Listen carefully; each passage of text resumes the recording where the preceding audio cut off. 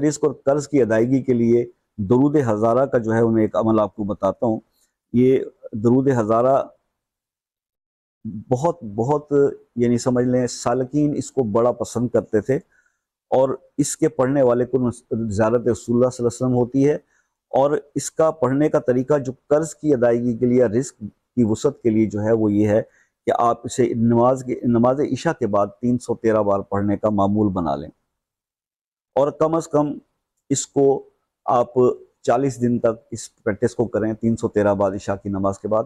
اور یہ جتنا زیادہ پڑھا جائے اتنا کم ہے، مگر 313 کی تعداد آپ نے عشاء کے بعد مخصوص کر لیں گے تو 40 دن میں آپ کے رزق میں بھی اضافہ ہوگا، آپ کے قرض کے اترنے کے بھی سبب بنیں گے. اور اگر کوئی آدمی اس کی کثرت کرتا ہے اور کم از کم اس کو اور کچھ نہیں تو 1000 بار ہی ڈیلی پڑھتا ہے نا، تو انشاءاللہ اور کچھ نہیں 2-3 مہینے کے اندر وہ دیکھے گا کہ اس کو زیارت رسول اللہ صلی اللہ علیہ وسلم